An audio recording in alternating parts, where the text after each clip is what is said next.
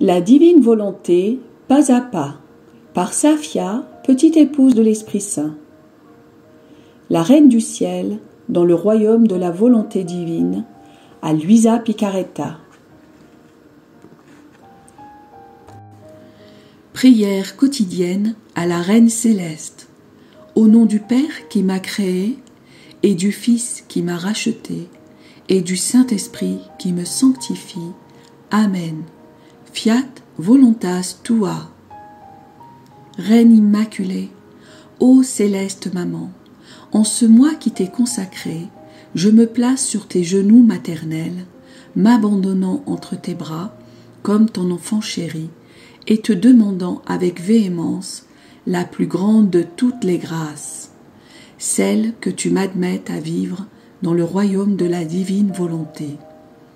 Sainte Maman, toi qui es la reine de ce royaume, permets que j'y vive en tant que ton enfant. Que ce royaume soit rempli de tes enfants. Je me confie à toi afin que tu y guides mes pas et que, soutenu par ta main maternelle, tout mon être vive constamment dans la divine volonté. Tu seras ma maman. À toi, ma maman, je confie ma volonté pour que tu l'échanges contre celle de Dieu et qu'ainsi je sois assurée de ne jamais quitter cette divine volonté. Je te supplie de m'éclairer afin que je comprenne bien ce qu'est la divine volonté. Amen. Je te salue, Marie très pure, conçue sans péché. Le Seigneur est avec toi. Tu es bénie entre toutes les femmes, et Jésus, le fruit de tes entrailles, est béni. Sainte Marie, Mère de Dieu, co-rédemptrice du monde, Mère et Reine de la divine volonté, Immaculée Conception, Mère des vivants et de l'Église, prie pour nous pécheurs de toutes les générations et veuille répandre l'effet de grâce de ta flamme d'amour à toute l'humanité, maintenant et à l'heure de notre mort. Amen. 28e jour. Les limbes, l'attente, la victoire sur la mort, la résurrection. L'âme à sa reine immaculée. Mère transpercée, sachant que tu es toute seule, sans ton Jésus bien-aimé, ta chère fille, ton cher fils, veut te tenir compagnie dans ta si grande désolation. Sans Jésus, tout est désolation pour toi. En toi se bousculent bien des souvenirs, ces atroces souffrances, le son harmonieux de sa voix qui résonne encore dans tes oreilles, son regard charmant, tantôt doux, tantôt triste, tantôt gonflé de larmes, mais toujours fascinant. Privé de tout cela, ton cœur maternel est transpercé, comme par une épée tranchante.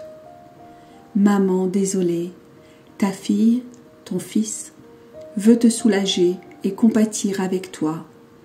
J'aimerais être Jésus pour pouvoir te donner tout l'amour, tout le réconfort, tout le soulagement et toute la compassion que Jésus lui-même aurait aimé te donner dans ta si grande désolation. Le doux Jésus m'a donné à toi comme enfant. Prends-moi à sa place dans ton cœur, et je ferai tout pour ma maman. Je sécherai ses larmes et lui tiendrai compagnie. Leçon de la Reine du Ciel. Ma très chère fille, mon très cher fils, je te remercie pour ta compagnie, mais si tu veux vraiment qu'elle me soit douce et chère, porteuse de soulagement pour mon cœur transpercé, n'accorde aucun souffle de vie à ta volonté humaine, et que la divine volonté soit en toi opérante et dominante.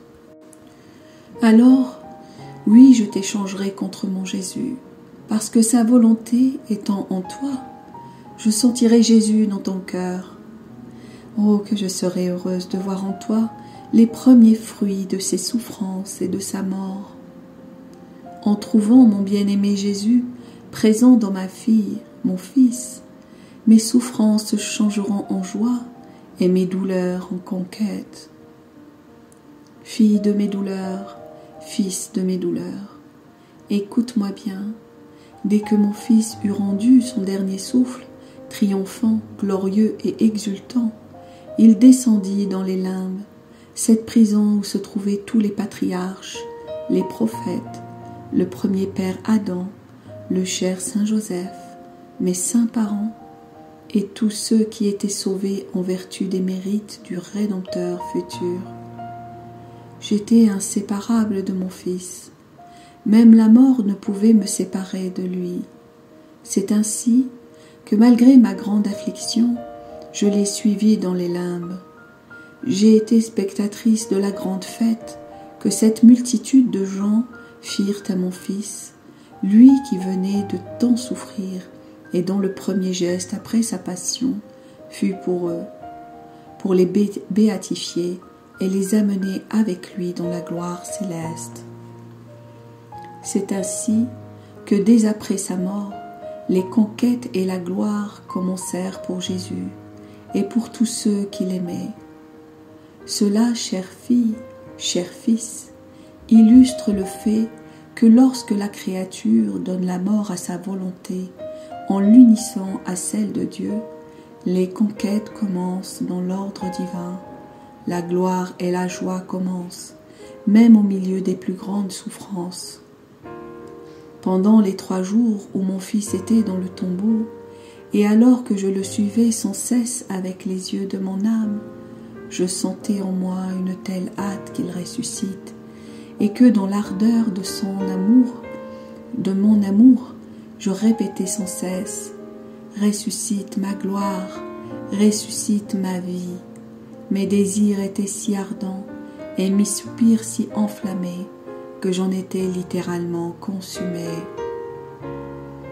Pendant que je vivais ces ardents désirs, je vis mon cher fils accompagné par cette grande multitude de gens quitter les limbes et se rendre au sépulcre. C'était l'aube du 3e jour, comme toute la nature avait pleuré sur lui, elle était maintenant transportée de joie. Le soleil accéléra sa course pour être présent quand mon fils reviendrait de la mort. Mais quelle merveille! Avant de ressusciter, il montra à cette multitude de gens sa sainte humanité tout ensanglantée, blessée et défigurée, afin qu'ils voient ce à quoi elle avait été réduite par amour pour eux. Tous étaient bouleversés et en admiration devant ces excès d'amour et le grand prodige de la rédemption. Ma fille, mon fils, comme j'aurais désiré ta présence au moment de la résurrection de mon fils. Il était toute majesté. Sa divinité unie à son âme fit jaillir des mers de lumière et de beauté féerique, au point de remplir le ciel et terre. Triomphalement, en faisant usage de sa puissance, il commanda à son humanité morte de recevoir de nouveau son âme et de ressusciter pour une vie immortelle. Quel acte solennel! Mon cher Jésus triompha de la mort en disant « Mort, tu ne seras plus mort, mais vie ». Par cet acte triomphal, il confirma qu'il était homme et Dieu. Il confirma sa doctrine, ses miracles, la vie des sacrements et la vie entière de l'Église. Non seulement cela, il triompha sur les volontés humaines affaiblies et presque mortes au bien pour faire entrer en elles la vie de la divine volonté qui devait apporter aux créatures la plénitude de la sainteté et de tous les biens. En même temps, il sema dans tous les corps le germe de leur résurrection à la gloire éternelle. Ma fille, mon fils, la résurrection de mon fils renferme tout, dit tout, confirme tout. Elle est l'acte le plus solennel qu'il fit par amour pour les créatures. Écoute-moi bien encore, chère fille, cher fils. Je veux te parler comme une maman qui aime beaucoup son enfant, en t'expliquant ce que signifie accomplir la volonté de Dieu et en vivre. Mon fils et moi, nous sommes pour toi des exemples. Nos vies furent remplies de souffrances, de pauvreté et d'humiliation, au point que mon fils bien-aimé mourut de souffrance. Mais dans tout cela coulait la divine volonté. La divine volonté était la vie de nos souffrances. Elle nous rendit vainqueurs et triomphants au point de changer la mort en vie. En voyant ce grand bien, nous nous offrions volontairement à la souffrance. Parce que la divine volonté était en nous, personne ne pouvait nous en imposer. Souffrir était en notre pouvoir et nous appelions la souffrance comme la nourriture et le triomphe de la rédemption, afin de pouvoir apporter tous les biens au monde entier. Ma chère fille, mon cher fils, si ta vie et tes souffrances ont comme centre la divine volonté, sois certaine que le doux Jésus t'emploiera avec tes souffrances pour donner aide, lumière et grâce à tout l'univers. Prends courage, parce que la volonté divine peut faire des choses grandioses partout où elle règne. En toutes circonstances, mire-toi en moi et en ton doux Jésus, et va de l'avant. L'âme à sa reine immaculée.